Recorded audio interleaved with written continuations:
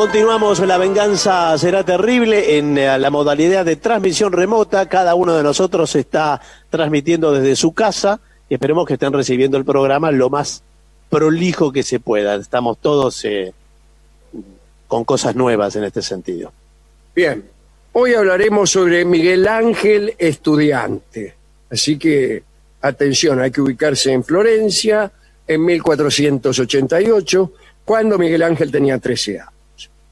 Y ahí estaba Domenico Ghirlandaio, que era uno de los pintores más famosos del Renacimiento fiorentino, que era excelente, pero en realidad le gustaba mucho a los macanudos porque sabía integrarlos a escenas sagradas. El tipo pintaba la Última Cena y entonces los comerciantes, los Medici, las mejores familias de Florencia aparecían ahí entre los apóstoles y les pagaban mucho por los cuadros. Y él entonces accedía a gentiles pedidos y los metía, qué sé yo, en la vida de la Virgen, cosas así. Cuando los macanudos identificaban su rostro, ¿no? Los Albizzi, los Tomabuoni, los Medici, ciudadanos de la Alcurnia florentina, quedaban encantados. Sobre todo se maravillaban los que se veían a sí mismos representados con la habilidad que tenía el Ghirlandaio para pintar los rostros exactamente como eran. El padre de Miguel Ángel llevó a su hijo a estudiar al taller del Ghirlandaio, no solo por la excelencia de su arte, sino también con la idea de acercarlo al círculo de buenas familias, y especialmente al de Lorenzo de Medici, que era un mecenas que ayudaba mucho a los artistas que conseguían acercarse a él. Miguel Ángel duró poco en aquel taller. Se sostiene que el Ghirlandaio no le enseñó todos los secretos de su arte. Y eso es cierto, pero no por culpa del maestro, no por culpa de Ghirlandaio. En realidad, a Miguel Ángel no le interesaba la pintura y no prestó atención suficiente en el taller. Calcule este tipo que no se interesaba mucho por la pintura, el pintor que llegó a ser. Sí, pero era así el asunto. Él detestaba que le encargaran cuadros. Él soñaba siempre con la escultura. Bueno, ese tipo que no le gustaba la pintura pintó la Capilla Sixtina, por ejemplo, que además no es un cuadrito. Eso es lo que quiero decir. Claro. Es un trabajo siniestro que le llevó años de sufrimiento, en fin. Quiero decir, eso era lo que no le interesaba. Calcule lo que él haría como escultor. Ya en sus años de aprendizaje, el Ghirlandaio notó que los dibujos que hacía Miguel Ángel eran dibujos de escultor. Siempre que podía, se escapaba y corría a curiosear al taller de Bertoldo, que sí era escultor. Ghirlandaio se hacía el distraído y lo dejaba. Un año después, Miguel Ángel abandonó al pintor y entró al taller de Bertoldo. Cuentan que Bertoldo tenía la llave de un jardín maravilloso. Este jardín, que solo se abría para unos cuantos privilegiados, estaba en el claustro del convento de San Marcos. Allí, sobre el césped, estaban tiradas un montón, centenares de estatuas paganas, estatuas de mármol, de los griegos o de los romanos. Miguel Ángel quedó encantado. Cuando manifestó su sorpresa por la cantidad de representaciones paganas en un claustro lleno de monjes, se le explicó que aquel lugar dependía financieramente de Lorenzo de Medici, que coleccionaba esas obras y que ya no tenía lugar en sus palacios para ponerlas. Entonces los monjes, aunque algo incómodos con figuras paganas, no podían controlar al tipo que los bancaba. El maestro Bertoldo era conservador y guardián del jardín. No era conservador Partido. No, de la Partido política. Conservador de Solano Lima. No, era el que conservaba aquel jardincito.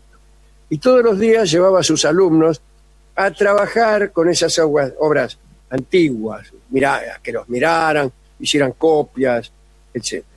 Los compañeros de Miguel Ángel en lo de Bertoldo eran por orden alfabético: Busardini, Di Credi, Granacci, Rustici, Sansovini, Soggi, Torrigiano. Poco tiempo después de la entrada en aquel taller de Bertoldo, a Miguel Ángel le sucedió algo que nadie podía imaginar. Estaba Miguel Ángel ahí mirando un viejo fauno que se reía maliciosamente y decidió esculpir una figura parecida. Empezó a trabajar. Cuando le faltaba poco para terminar, vino a sorprenderlo un hombre. Miguel Ángel no le prestó demasiada atención. Saludó con tibieza y siguió puliendo. Y el hombre era Lorenzo el Magnífico, Lorenzo de Medici. Por sus influencias artísticas y económicas, era en ese tiempo, para muchos historiadores, el hombre más importante del mundo.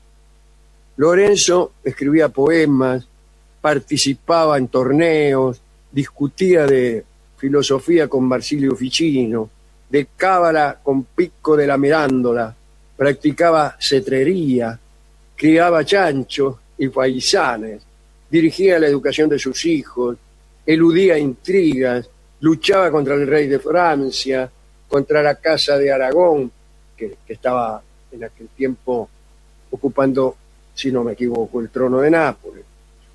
También litigaba con el Papa y con los turcos. Además de todo eso, tenía tiempo para examinar lo que hacía un aprendiz de escultor que le había llamado la atención. Luego de un codazo de Bertoldo, Miguel Ángel supo quién era el personaje que se le había acercado e hizo una reverencia. Lorenzo observó la obra que estaba terminando Miguel Ángel y le dijo: el fauno que acabas de hacer es viejo y le has dejado todos los dientes. ¿Acaso no sabes que con la edad los dientes se caen? Una vez dicho eso, se fue Lorenzo. Miguel Ángel quedó estupefacto. Lorenzo se había dignado mostrar interés por lo que estaba haciendo. Le contó a su maestro que Lorenzo en realidad no lo había alabado, pero tampoco lo había criticado demasiado. Únicamente había destacado el rasgo de verosimilitud. Y entonces se puso a trabajar sobre el fauno. Y al día siguiente Lorenzo el Magnífico volvió a aparecer. Miguel Ángel mostró la cabeza del fauno. Ahora le faltaba un diente. Había retocado la encía con tanta habilidad que parecía que el diente acababa de caerse en ese momento. Los historiadores del arte dicen que por suerte ese día Lorenzo el Magnífico no traicionó su admiración y dijo a Miguel Ángel: dile a tu padre que venga a verme, quiero hablar con él. Oh, Dios mío. Ludovico Buonarroti, el papá, tardó un rato en creerle cuando Miguel Ángel le contó todo esto. Pero a la mañana siguiente Ludovico se presentó en el Palacio Medici. Al cabo de unos minutos de conversación, regresó corriendo a su casa para anunciarle a su hijo que Lorenzo lo invitaba a ir a vivir al Palacio de los Medici durante el tiempo que quisiera. Oh. A partir de entonces, era a Miguel Ángel a quien le correspondía conservar con su arte el favor de sus mecenas. Cuentan que Lorenzo había ofrecido al padre una compensación por el hijo que de algún modo le quitaba. Y Ludovico Buonarroti, que era un hombre sin ambiciones desmedidas, solicitó el puesto de secretario del director de aduanas.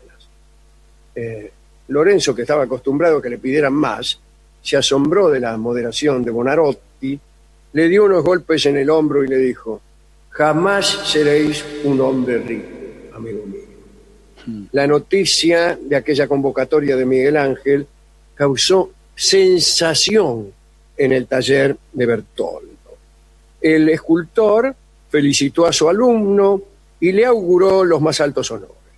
Los otros muchachos se sumaron a estas felicitaciones, pero uno solo de los compañeros se mantuvo apartado.